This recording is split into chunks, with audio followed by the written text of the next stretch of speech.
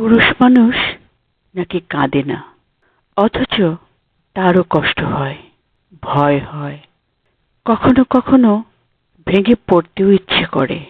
শুধু পারিবারিক দায়িত্ব, সমাজের প্রত্যাশা আর পুরুষ মানুষ পরিচয়টা তাকে সবকিছু চেপে রাখতে শেখায়।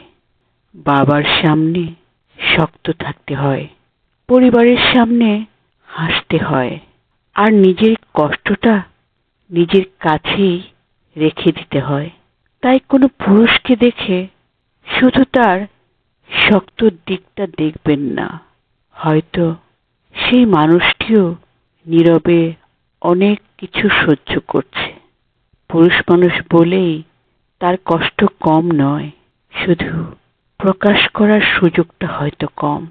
পুরুষ মানুষের কাঁধে শুধু দায়িত্বই থাকে না, থাকে অনেক না বলা গল্প।